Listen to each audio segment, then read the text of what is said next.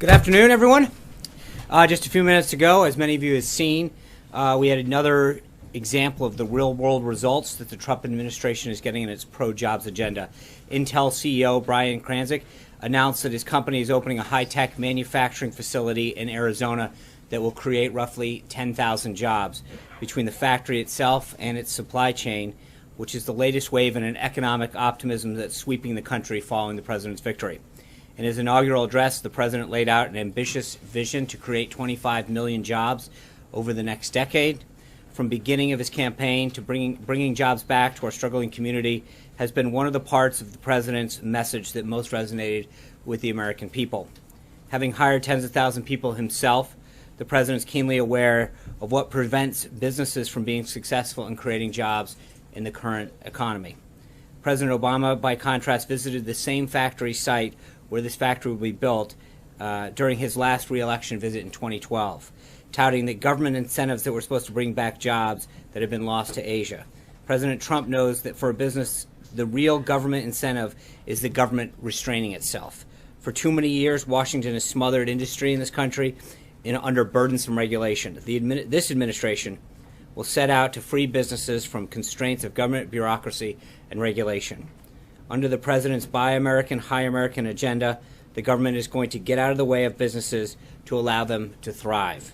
Just last week, the president signed what we've been calling the one in, two out executive order requiring that every new federal regulation that's adopted, two must be eliminated. This new rule will provide much needed relief for businesses who have been regulated and saddled with an absolutely staggering amount of additional red tape, as much as $1.9 trillion per year by some estimates. In 2014, the National Association of Manufacturers calculated that companies in every industry paid an average of $9,991 per employee to comply with federal regulations. And it's only gotten worse since that study was conducted. By relieving even a small portion of this burden, we will allow businesses to grow and hire more people. Projects that have been stalled or scuttled are being revived in anticipation of the president's pro-growth policies. Last quarter, confidence among CEOs of U.S.-based companies jumped by 4.2% points in the YPO Global Pulse survey, one of the single largest quarter gains in history. This is only the beginning of the president's agenda. Moving on to recap the president's afternoon and evening yesterday. As you saw, we officially announced the 24 people who will be serving in his cabinet on the White House website yesterday. The president looks forward to having all these distinguished, qualified men and women in place as heads of departments and agencies so that our government can start fully working for the American people and enacting the agenda that he brought forward during the last campaign. The president spoke with two foreign leaders yesterday.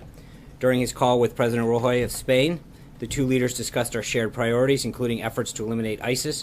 The president already additionally reiterated the United States' commitment to the North Atlantic Treaty Organization and emphasized the importance of NATO allies in sharing the burden of defense spending. President Trump also spoke with President Erdogan of Turkey, during which he conveyed U.S. support to Turkey as a strategic partner and NATO ally and welcomed Turkey's contributions to the fight against ISIS. Last night, the president had an incredibly meaningful visit with current officers who enrolled in the Green Berets qualifications course. These young men and women who will be at the tip of the spear serving our country in some of the world's most dangerous places as intelligence officers. The president told these brave young soldiers how proud he was of their commitment to risk everything to keep us safe and how humbled he was to serve as their commander-in-chief and that they could always count on him to have their back. Also yesterday, the Department of Justice presented its arguments before the Ninth Circuit Court in the case concerning the temporary restraining order on the president's national security executive order. Again, as I did yesterday, I want to emphasize that the issue before the Ninth Circuit right now is extremely narrow. The question is simply whether or not the president's executive order, which we maintain is fully lawful under the Constitution and U.S. Code, should remain in effect while the courts actually consider it on its merits. We expect the court to issue a decision on this matter soon, and we will have a statement once that's done. Today, the president spoke before the major cities' police chiefs and the major county sheriffs' winter conference. In his remarks, the president reiterated his commitment to a great national partnership between his administration and law enforcement. While there are many things that the federal government can do to improve safety in our communities, it truly rests with the police officers, sheriffs, and deputies who risk their lives every day on our streets, and their mission is critical to the future of this country. These brave men and women have a true friend in the White House. And as the President said many times, we must protect those who protect us. He will continue to do that throughout his administration. Later this afternoon, the President will participate in a standing legislative strategy meeting of his team here. The team has been working around the clock to engage lawmakers and get the President's agenda moving through Congress. Yesterday, the Vice President attended the Republican Policy Lunch, where he discussed how the administration will work with the Senate to deliver results for the American people. Of course, the Vice President also cast a historic vote for Secretary of Education Betsy DeVos on the floor of the Senate, and then later swore her in his office across the street. The larger Intergovernmental Affairs team is maintaining direct communications to state, local, and tribal leaders so that we know what issues are affecting local communities. So far, they've contacted all GOP state speakers of the House, state Senate presidents, and attorneys general, and all but 8 GOP state Senate majority leaders. Our legislative team is also obviously engaged in Judge Gorsuch's nomination. He had another full day of meetings in the Senate with both Republicans and Democrats. He met this morning with Senators Flake and Heitkamp, and this afternoon he'll meet with Senators Cotton, Blumenthal, McCaskill, and Heller. We're also pleased to see another Democrat, Senator Jeanne Shaheen of New Hampshire, come out and say that the eminently qualified Judge Gorsuch deserves an up or down vote. That brings us now to 9 total Democrats who have come out and expressed a willingness to treat Judge Gorsuch fairly. We hope more Democrats will continue to join their colleagues in fulfilling their constitutional duty to offer advice and consent on the President's nominee. Also on the Hill, we expect Attorney General-designate Sessions to receive a full vote on the floor of the Senate tonight. As unfortunately has become commonplace in the Senate, Democrats once again spent hours last night in a counterproductive discussion about one of President Trump's clearly qualified nominees, not to mention one of their peers. Senator Sessions has a long and distinguished legal career, serving as both the U.S. Attorney of the Southern District of Alabama and also as Alabama's Attorney General. The President looks forward to Senator Sessions' return to the Department of Justice, where he will continue his service to our nation as our Chief Law Enforcement Officer. We also anticipate votes later this week on Secretary-designate Price and Mnuchin. Finally, before I open up for questions, the White House has spoken with the governor of Louisiana about the severe weather in the Gulf Coast. We've also made contact with the mayors of the affected areas. FEMA is monitoring the situation around the clock and is in the process of deploying teams to support response and recovery activities. At this time, there have been no additional requests for federal assistance, and we'll update you should that change. With that, let me go to the first question from Curtis Fuller from WLWT NBC in Cincinnati, Ohio. Well, good afternoon. Cincinnati, among other cities, has recently voted to become a sanctuary city. City leaders here are vowing not to enforce federal immigration laws without a specific request. They also say they want to be open and welcoming to refugees. My question today: how will President Trump respond? Will Cincinnati face economic or other sanctions, including, for example, funding of the Brent Spence Bridge, which he said he would fund when he was on the campaign trail?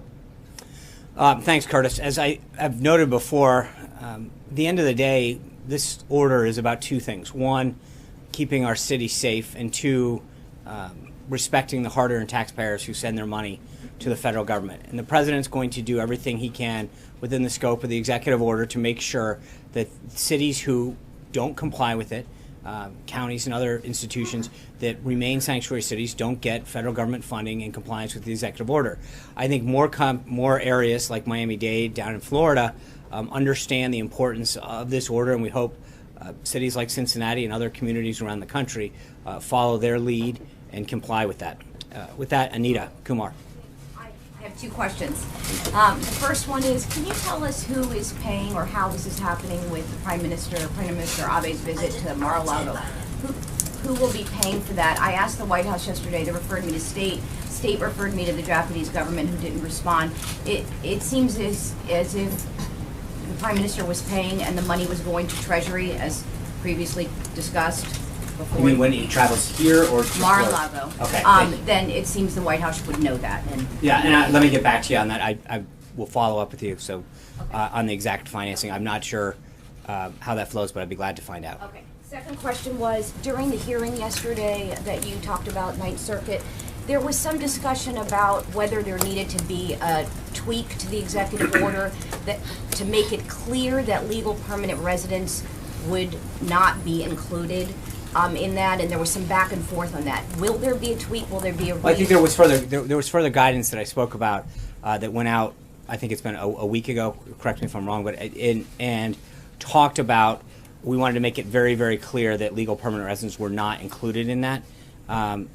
But again, remember, we're not talking about the merits of the order right now. This discussion that happened last night and that the court will be ruling on is specific to the temporary restraining order and whether or not it should be maintained until there's a further discussion on the merits. So, again, I don't want to get into the legal nuances, but right now the guidance is very clear that was issued several days ago, if not a week ago, that this is not about legal permanent residents. So that they are excluded from this, and I don't know why there would be that discussion. That clarification has been made. Jeff? Sean, you said you're not talking about the merits of the order. Was the president this morning talking about the merits of the order when he called it disgraceful, the hearing that he heard last night? He wasn't arguing before the Ninth Circuit, Jeff. The last night was a motion before the Ninth Circuit on the temporary restraining order. I think the president was very clear that U.S. Code and the Constitution clearly give the president all the authority that's needed to make sure that he can regulate who comes into this country and prevent any acts of anyone who's not coming to this country in a peaceful manner. The code, 8 U.S. Code 1152, is very, very clear on this. And so I think the president was pointing out the same issue that we had in Boston, which is once we had a chance to argue it on the merits, we won on it. And so I think that's what he clearly did not argue in front of the Ninth Circuit last night. So understood. They called it disgraceful. But by calling it disgraceful, is that the type of language? Yeah. I think that the president, when you look at the U.S. Code and how clear it's written and the authority and power he gives the president to do what is necessary to keep this country safe and regulate who comes into this country, I think it's a very, very clear reading. And the president was very, I think he further went on and said it doesn't matter what level of education you're at. I don't think you could misread this. So I think an appointee. I think he was very clear with Jeff. So thank you, Daniel Halper. I was curious about this tweet that President Trump about his daughter's brand. Yeah. And then it was retweeted by the POTUS account. What's the standard that the president's doing in regards to his family businesses or that businesses? Well, I think this was less about his family's business and an attack on his daughter. He ran for president. He won. He's leading this country. And I think for people to take out their concern about his actions or his executive orders on members of his family, he has every right to stand up for his family and applaud their business activities, their success. So, look, when it comes to his family, I think he's been very clear how proud he is of what they do and what they've accomplished. And for someone to take out their concern with his policies on a family member of his is not acceptable. And the president has every right as a father to stand up for them. I'm going to go to Norma Garcia from KXTX. Thank you. In Texas, there is a big push to penalize sanctuary cities. In this state and other states around the country, there is a growing concern among undocumented immigrants whose lives are deeply rooted in the United States and who have no criminal records. My question is this administration ready to tackle comprehensive immigration reform? If so, can you give us a timeline for it? If not, what is the plan to deal with undocumented immigrants who live in this country long term? Thanks, Norma. I think, this has come up several times. I don't think that anybody doubts the president's concern or priority that is placed on immigration. He's talked about it on, when you talk about a comprehensive approach, he's talked about building a wall. He's talked about making sure we go after criminals in this country. He's talked about walking through the process and addressing DACA and DAPA in time. I think this is a big problem. There's no question that both on the security side and on reforming the current immigration system that is so clearly broken, that he is walking through this already, both in terms of executive action, and then we'll continue to work through Congress. So to your question about the timeline, I think he's already enacting several pieces of it, and he's going to work with Congress to get further down that. Eamon Javers. Sean. Hallie. Same family. Two for you, Sean, here. Playing off of the question at the back from Daniel there on the business activities that you described the president taking offense to. Nordstrom has come out and says this was not a political decision, it was a business decision. Ivanka Trump, as you know, has said she has divorced herself, separated herself from her business. So how is she being treated unfairly if she's not a Well, I part think of there's this? clearly a targeting of her brand, and it's her name still out there. Well, so she's not directly running the company; it's still her name on it, and there's clearly efforts that to undermine that name based on her father's positions on particular policies that he's taken. This is a direct attack on his policies and her name and so that there's clearly an attempt for him to stand up for her because she is being maligned because they have a problem with his policies. John, Robert. John, actually to clarify that, the timing of that tweet, it looked like it was right after No, his president, PDB, during, can you just... I've heard the conjecture. He was free when that happened. Thank you. for Second asking. question was on the No, that the was actually lawsuit. that's two. Oh, I'm sorry, that was a clarification of the one. The president tweeted today that if he does not prevail in court, talking about the Yeah. lawsuit issue, that we will never be safe. We will never have the safety and security we are entitled to. What does that mean? Does that mean that this is the only tool in his toolbox, and if this EO gets batted down by the courts, we're toast? No, but I think that when you and I mean again, let's 8 U.S. Code 1182 says whenever the president finds that the entry of an alien or any class of aliens into the United States would be detrimental to the interests of the United States, he may by proclamation and for such periods as he shall deem necessary suspend the entry of aliens or any class of aliens or immigrants or non-immigrants or impose on the entry of aliens or restrictions he may deem necessary and appropriate. I guess at some point, if you don't look at that statute and say that the president has the power that Congress and the president have deemed necessary to keep this country safe, you've got to wonder how far you're going to allow that to get eroded. So the point is that at some area, you've got to wonder if the president isn't able to execute on the power that's been vested into him and is codified in U.S. Code. At some point, you have to wonder what else is at question. But we have a president that acted 100% lawfully to keep people out of this country from 7 countries that we did not have the proper information to ensure they were coming into this country with the appropriate means and motives. If at some point the president doesn't have the power, as given to him in law, to protect this country, I think that really questions what a slippery slope we're on. John. Sean, Of course. the president said this morning that he paid very close attention to the arguments before the last night. Yeah.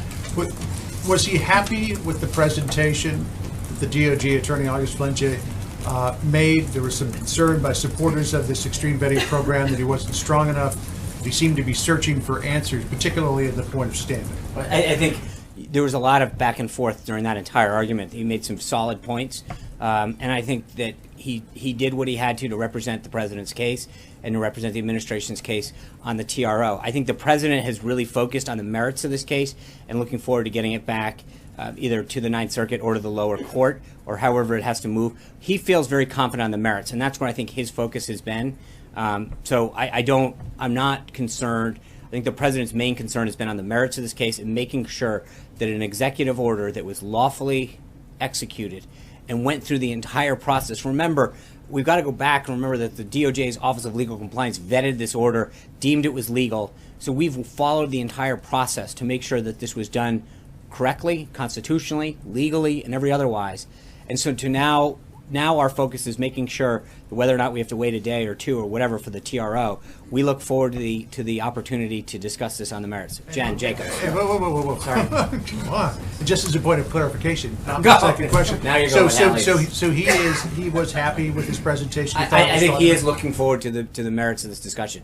And I think he was pleased with some of the points that got made, but his focus is on the merits of the order and making sure that ultimately we're able to do what we can to get this order back in place and protect the American people. Jen. The Muslim Brotherhood. Question 2. Look at what Hallie started. We have reported that Russia has sent its biggest shipment of missiles ever to Syria. Just wondering what the White House's reaction is. I think I'll have to. We don't have any comment on this time. Jen. Brotherhood. Yeah. Is it accurate that the administration is weighing labeling the Muslim Brotherhood a terrorist organization, and will you do the same for Iran's Islamic Revolutionary Guard? I think there's no one that can question the president's commitment to fully attacking and addressing the threat that we face by radical Islamic terrorism. He has been made very clear during the campaign that the first step is understanding, knowing, and proclaiming who the enemy is. and he's going to do whatever it takes. That being said, I'm not going to get ahead of any announcements that we may or may not have coming in the near future, but make no mistake, the president understands the threat that our nation faces, and he's going to do everything he can to attack it, root it out, and destroy it. Cecilia. Thank you. The president also said today that in the last 2 weeks, he's learned a lot, and that terrorism is far greater, and that terrorism is a far greater threat than people understand.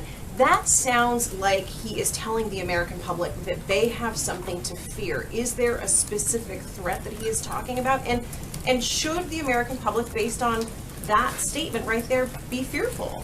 No, but I think the American people should understand that the president's committed to doing this.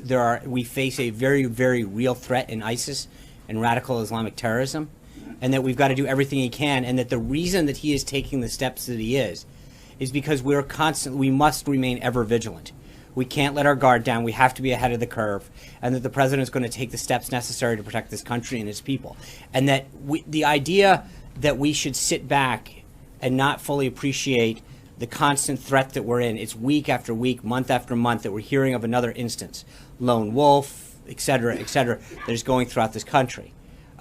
Throughout the world. My apologies. And so I think what the president's doing is trying to make sure that the American people understand that he's doing everything he can to protect them and to keep our institutions and our people safe. And so this is not something that we can rest on our laurels, that we can't understand. He was just down at CENTCOM and SOCOM on Monday morning getting a full briefing of the threat that we face from around the world and their motives.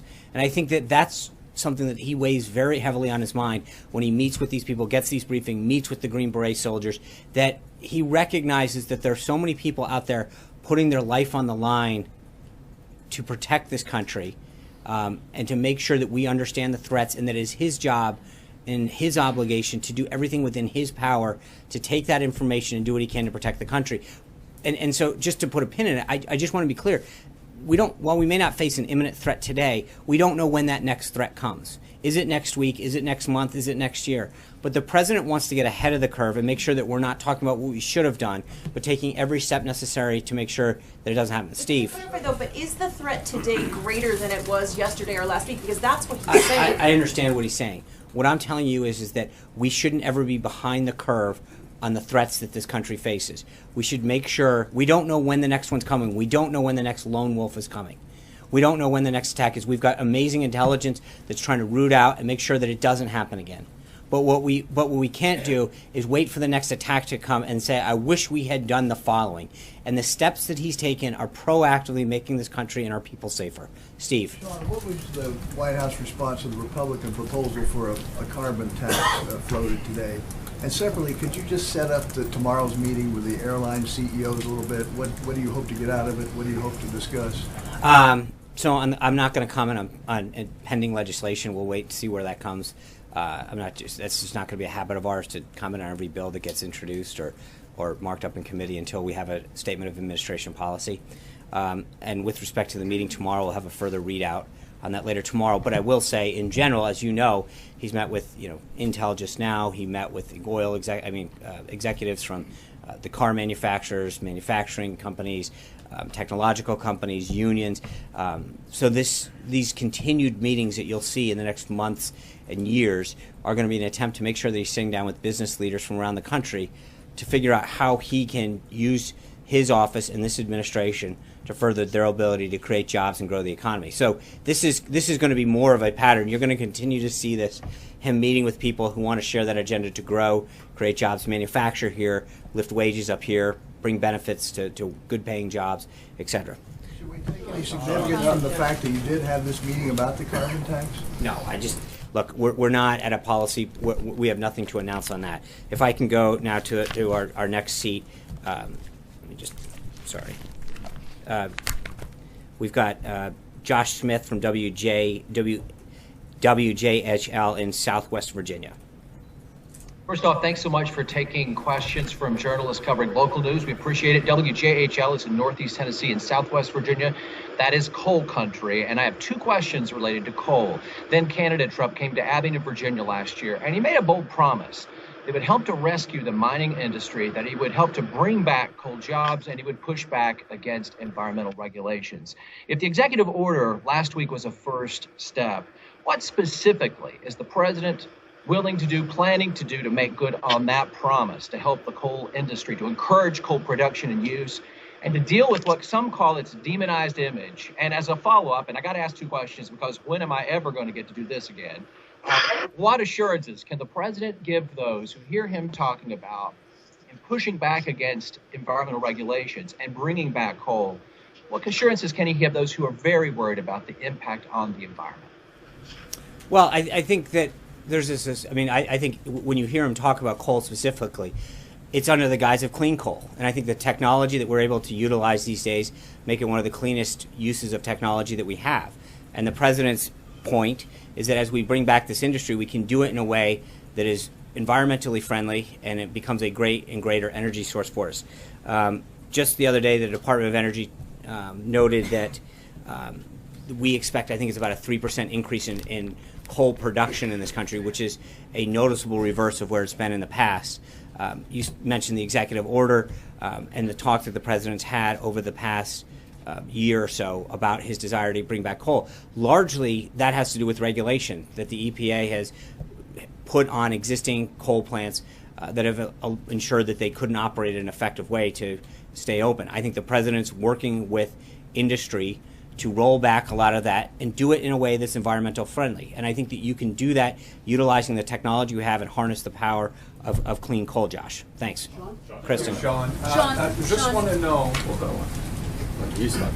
Okay. Yemen has withdrawn permission for the United States to run special operations ground missions against suspected terrorists in the wake of the recent raid there that claimed so many civilian lives. Does that not undercut the administration's ability to fight terrorism in that region? And do you stand by your assessment that it's a success? Well, I'll take the last one first. It's absolutely a success. And I think anyone who would suggest it's not a success does disservice to the life of Chief Ryan Owens. He fought knowing what was at stake in that mission. And anybody who would suggest otherwise doesn't fully appreciate how successful that mission was, what the information that they were able to retrieve was, and how that will help prevent future terrorist attacks. I understand that. I think my statement's very clear on that, Kristen. I think anybody who undermines the success of that raid owes an apology and a disservice to the life of Chief Owens. Hold on, Kristen, can I answer the question? I'm answering the question. Please let me finish. The raid, the action that was taken in Yemen was a huge success. American lives will be saved because of it. Future attacks will be prevented. The life of Chief Ryan Owens was done in service to this country, and we owe him and his family a great debt for the information that we received during that raid. I think any suggestion otherwise is a disservice to his courageous life and the actions that he just took. Full stop. With respect, I'm sorry, what was the first part? Is that your message to Senator John McCain? That's my message to anybody who says that. Anybody. I don't know how much clearer I can be, Kristen. Hunter Walker. Yes, thank you, Sean. This morning, President Trump asked local law enforcement officials to help assist with deportations. If he doesn't get the cooperation he's hoping for, does he plan to have DHS and CBP proactively begin deportations of undocumented criminals in the border zone? Well, I think that, look, when you talk about immigration and what he's doing, whether it's the wall or enforcing existing regulations or visa reform, I don't think anybody questions the president's commitment to border security and immigration reform. In fact, it's usually quite the opposite. So when it comes to the steps that he's going to take, I think I've addressed this multiple times, what his priorities are going to be. But you've seen Secretary Kelly talk about construction of the wall, his implementation of the executive order to keep people out. There's going to be a considerable amount of action on this front, on immigration and border security. It started day one, and it's going to continue through the last possible day until the president feels that this border is 100% secure and we've got the immigration system completely under control. Is defunding his only tool to get cooperation from the sanctuary cities? Look, I'm not going to get ahead of it. I think when you saw the support and some of the side conversations that the sheriffs and police officers had, and the conversations that we've had beyond that, the sheriffs the other day, the support that they've issued on behalf of his executive actions and his agenda as a whole. These are the folks on the front lines in many cases, Hunter, that are on the border, that see what some of this does and how it affects families and businesses, not to mention the cost that it is to our both our country in terms of what we have to do to support the immigration at our southern border in particular, but also the cost that it has on our economy and on jobs. So you're going to continue to see a flurry of activity over and over and over again to make sure that this president continues to show the importance that he puts on both border security and immigration reform. Yeah. Sean, thank you, Sean. Yesterday on CNN, Kellyanne Conway confirmed that, announced that Prime Minister Trudeau is going to be here next week. Can you confirm which day? Have discussions on reviewing the Canadian part of NAFTA started? And can you confirm that Sarah Palin is being considered as ambassador to Ottawa? So I will have further updates on the Prime Minister's schedule tomorrow, either later today or tomorrow. I'm not at a position where I can finalize that, but we'll have this. Guys, slow your roll. We will, with respect to the ambassador, we have no additional ambassador nominations or announcements to make on that front. I'm sure at some point we will have soon. With respect to the agenda, as the President spoke with Prime Minister Trudeau a few weeks ago, they talked about trade and security and commerce, and I think all of that's going to be discussed at the time when the President and him further meet or discuss this. But I wanted to follow up on that, if you don't mind. Just on NATO, Canada, of course, is one of the 28 member countries. Yes. The President has been calling out countries to pay their fair share of dues. What are his options if countries don't listen to him? And what is his plan? I think, look, every country is obligated to pay 2% of their GDP. And the President has made it very clear that for too long, many countries have been getting a free ride. When he has talked to these countries, and as I've just read out, both Erdogan and Roy, he has addressed this, not just with them, but to so many of the other NATO countries. And by and large, every single one of them agrees with that. They understand the importance of NATO, and the President's very clear that in order for NATO to be successful, these folks have to pay their fair share. Carol Lee. I wanted to follow on Kristen, and then I just have a question on Turkey. Does the White House have a reaction to reports that Yemen has revoked permission for the U.S. to do I'm sorry. Thank you. Yemen, more than most countries, fully appreciates the fight that we have with ISIS, and I think we're going to continue to work with them to strengthen our diplomatic relationships, to understand our fight against terrorism, and so at this point, I'll leave it at is that we understand that we share that commitment with them, and we're going to continue to work with them to combat ISIS and to make sure that we do that. I'm not in a position to go any further at this time on that. Turkey. President Erdogan said today that the U.S. agreed to work with Turkey to take Raqqa. Can you clarify what the president said to him in that phone call? I think the readout was as specific as we want to get with his conversation with. I think the readout that we put out on Turkey was as far as we want to go with that. Thank you. Hold on, I'm going to go to our last one, Adriana Cohen, a radio host and columnist for the Boston Herald. Great to be with you, Sean. Last night, Boston Mayor Walsh went on a television show to talk about sanctuary cities. What does the president make of his vow to house illegal immigrants in Boston City Hall to shield them from the Trump administration? I think the president's executive order is pretty clear. When it comes to this kind of actions, again, I think I referenced it earlier in the briefing, but it's twofold. One is there's a concern about the safety of the American people and how we let people come into this country, and second, with respect to the American taxpayer. And if we're going to be sending federal tax dollars to folks, to Washington, I think they need to be used appropriately, and the president's going to do everything in his power to respect the money that taxpayers send to Washington, and it's spent facilitating legal activities and on American citizens. Blake. Earlier today, the president said that the wall is in the process of being designed.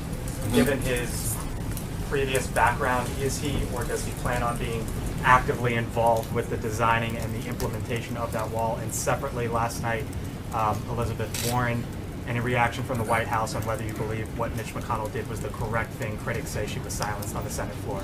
On the wall, I mean, the president's a builder. He understands, and I think he's going to make sure that as this project moves forward, that he's going to stay in close touch with Secretary Kelly to make sure that it fits his specs. But he takes enormous attention to detail, and he wants to make sure it gets done right. So I would expect that a project of this magnitude and one that is this high on his priority list will get the necessary attention from the president. I'm sorry? Senator Warren last night. Yeah, look, I would refer you back to Senate rules. I mean, this is not something that we tend to discuss here. I'll leave it to Senator McConnell and the Senate to discuss Senate rules. Yeah. I sort of follow up again on Yemen. Yeah. I'm just not sure exactly what you're trying to say here. It seems like the report was that the Yemeni government has asked the U.S. to stop doing any ground operations with regards to AQ-8P. Is that the request that you got from the Yemeni government? I will have further information on that going forward. I think we are in touch with Yemeni officials. We're working this through diplomatic channels, but they understand the fight and the commitment that we both share when it comes to rooting out ISIS.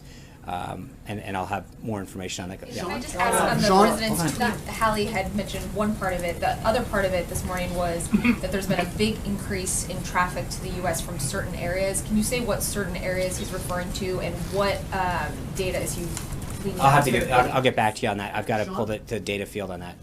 Margaret, yeah. Two questions. Turkey. Did the president dispatch the CIA director to Turkey, as Turkish reports are saying right now? I just saw the CIA director, so if it happened, it hasn't happened in the last hour. Okay, the rest of that question was about, this is part one, about Gulen, whether there was discussion of extraditing Fethullah Gulen, who as Turkey views as a terrorist. I have nothing further than this to read out at this time. So, on the second question though was about your statement. We don't know when the next lone wolf is coming. Right. I believe, based on numbers, that the vast majority of lone wolf attacks in this country have been carried out by people who are either American-born, or naturalized American citizens. So, what specifically are you referring to there, and what is the I guess my question, Margaret, doing about those who are radicalized? We've had, I think there's at least, just for example, within the 7 countries that we've talked about, there's at least 20 some odd people that over the last few years have come into this country and been convicted of or charged with acts of terrorism. So the people who are lone wolves and radicalized. I understand that, but what I'm getting at is, you don't know, I don't know, when is the next act, who's going to commit it, how are they going to commit it. The point is that you don't look at odds and say, hey, let's play the odds on American lives. You do exactly what you can to prevent any attack from occurring. And so, I think you can go through any system and say, when was the last time that somebody committed a shoe bomb, and so let's not take shoes off. The TSA, no, I get what you're asking. You're asking, when is the next terrorist attack, and we don't know. No, what is being done about people who are radicalized in the basement in front of the computer screen who are right, and I think the president's looking affected by this, and I think the president has asked both for a plan to defeat ISIS from stuff that is coming in from this, and he's taking steps, but he's also looking at working with the FBI and domestic intelligence agencies to gather the best information we can to prevent acts on our soil from people that wherever they may be. So something more is being done on that front that we he has haven't heard about. He has tasked the FBI. It is a whole of government approach to what's going on. We're not looking at this myopically and just saying these are the 7 countries. We had the whole point of that first executive ban, and I know that's not entirely what you're asking, was to start with countries that we didn't have the appropriate vetting measures to ensure that they could come into this country. As we move forward through this 90-day period, we're reviewing other countries, other options that are, those are the external threats coming into this country. At the same time, the president has looked at options within the domestic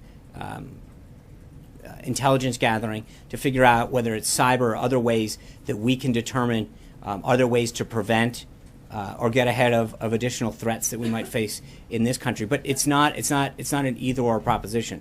It's a whole of government approach to what's going on. Yeah. The bipartisan group of senators are introducing legislation, I know you don't like to talk about legislation, that would allow the Senate to sign off on a reduction in sanctions against Russia. Would the president support such a check by Congress on sanctions? Well, there's 2 sets of sanctions, Tamara, that we got to deal with, right? One is the ones with respect to Crimea, and I think that Ambassador Haley has addressed that very forcefully at the UN, that until Russia leaves Crimea, that those sanctions are a non-starter. With respect to the other ones, I don't want to get ahead of the legislation, if that's what that specifically is dealing with. But again, we're not going to get into pending legislation. With respect to the sanctions that specifically deal with Ukraine and Crimea. I think Ambassador Haley has spoken very, very clearly about that. Yeah. Sean, thanks. The President said this morning in his address to the law enforcement officials that they'll have a zero tolerance policy for attacks against law enforcement officers. As a specific policy proposals, what does that mean exactly? More death penalty cases on the federal level? What does he mean? I think that what the President said, not just yesterday with his meeting with the sheriffs, but then today, is that he wants them to understand that he is a true friend. They have a true friend in the White House, somebody who understands the dangers that they face every day by putting their lives on the line to protect the American people, whether it's pulling someone up for a traffic stop and not knowing what's in the car, or going up to a house to serve a warrant and not knowing who's behind that door. These men and women every day in and day out are willing to put their lives on the line and make huge sacrifices. So he wants them to know that they have a true friend here in the White House that's going to have their back. How that manifests itself going forward, I don't, I think the President will have further details as that moves forward. But for right now, I think his number one message to them was, you've got a friend, he's got your back, let's do what we can to get these cities. I think the other thing that was important is that, he mentioned Chicago. Their crime rate, their murder rate's up 45, 50%. And in so many of these cities, it's up. It's unacceptable. And I think the President is disgusted that so many American lives are taken, injured, whatever, that we can't walk down the streets of our own cities in safety. And I think he wants to make sure that they understand his commitment, not just to preventing acts of terrorism from coming into this country, but also that whether it's gang violence or whatever, that people feel safe and that the law enforcement is empowered to do what it can to keep our country, our community safe, to work with communities, to establish policies that both respect our citizens, but do so in a way that makes them feel safe and allows them to drive and walk down the streets of our city. Charlie. Yeah, journalist Matt Drudge tweeted today that the Republican Party should be sued for fraud. Basically upset about the lack of any legislation to repeal Obamacare or any tax cut legislation. So what's your message to him and anyone else who's worried about sort of the big push in the beginning, who might be concerned that that momentum is stalling? I think it's hardly stalling. I think it's a mammoth thing to repeal and replace. I think there's no question the President's commitment to doing this. You've heard Speaker Ryan talk about how we should be able to have this wrapped up by the end of the year. It's a big bill. It got jammed through, and it was very sweeping. And we're talking about 1/5 of our economy. We can either do it quickly, as the Democrats did, and end up with a monstrosity where premiums go up, access is limited, or we can do it right. And I think the President, while he wants to get this done as soon as possible and understand what's at stake, he wants to do it right. He understands how important health care is to American families and individuals. And so his goal is to get it done right and have an outcome that achieves the goals that it sets out to do. That's it, plain and simple. April. Sean, I have a series of questions. I want to go. Look what you started, Hallie Jackson. Don't blame it on Hallie, okay? But going back to the issue of policing, what happens when there is a situation, you're talking about good policing, but what happens when there are situations that we've seen over the last few years that have been highlighted with this accountability piece with cameras? What happens when there is bad policing? What does and this we have to deal with it.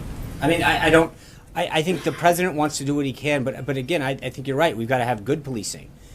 But he wants to stand with them, talk about how we can do proper training, what kind of funding they need to do their job better. In so many cases, the police are asking for the resources because they've become fearful of making routine stops by preventing it. So I think it's working with the police, integrating those kind of back and forth, and having a dialogue in communities to make sure that we're doing it, as you put it, like in a way that instills confidence in our citizens and our communities. But we can do this right, and we can make sure. Either or, though? No, absolutely not. Okay. No. We've got to do this. Look, police officers from around this country, on a daily basis, put their lives out there, and I think that they want to keep communities safe. Like teachers, they entered this no cop signs up or sheriff because of the money. Like teachers, they do it because they care about this community, they care about making this country better, their community better. But I think in return, they should provide the resources and policies they need to do their job well, and to do so that ensures that we have this back and forth dialogue with the American people that continues to earn the respect that they deserve for the sacrifice they're making. The next question. How many do we got? Just so I. Maybe three more. No. It's Black History Month. Let me go. All right. So look. All right. You can play that once. I got a couple more days. All right. So listen, on the issue of last evening with Elizabeth Warren, Coretta Scott King. These words. I want to get your reaction to these words that were not allowed. Mr. Sessions has used the awesome power of his office to chill the free exercise of the vote by black citizens in the district he now seeks to serve as a federal judge. And she's basically saying that Sessions has an indifference towards criminal violations of civil rights laws. What do you say to that? Well, obviously, we have a lot of respect for her and the sacrifices that she made, and the sacrifices that, frankly, she endured in her life. But I would respectfully disagree with her assessment of Senator Sessions then and now. His record on civil and voting rights, I think, is outstanding. And like Arlen Specter, the late Arlen Specter, I can only hope that if she was still with us today, that after getting to know him and to see his record and his commitment to voting and civil rights, that she would share the same view that Senator Specter did, where he said, although I voted against him getting to know the man that is now, I regret that vote. And I would hope that if she was still with us today, that she would share that sentiment, because Senator Sessions' record, both as U.S. Attorney for Alabama, as Attorney General, and as Senator, has been one that has stood up for voting rights. He prosecuted the Klan. He stood up for Coretta Scott King getting the getting the gold medal. He has been a tireless advocate of voting and civil rights throughout his career. And I would just hope that if she was still with us today, that she would share the sentiments of former Senator Specter. Okay, and last two. On diversity here, the administration's diversity issues, you've been slammed on that recently. And I understand that there's been a meeting, Vice President Pence has been talking to J.C. Watts, Michael Steele, and others, if you can elaborate on that. And also, there's a lot of groundswell about this HBCU executive order. What's going on with that? So, the HBCU presidents will be in town later this month as part of a national celebration. We'll have further updates on both the meetings that we may have with them, the activities surrounding that in terms of the administration. And then I think we'll have further updates on, and as I mentioned, with all executive orders, we have nothing to update on that. But obviously, the president, has a strong commitment to them, and understands over the last 8 years they've been woefully neglected. And I think he wants to really show a commitment and funding to HBCUs. And so you'll see, I think, not just a push this month, but in his budget and going forward.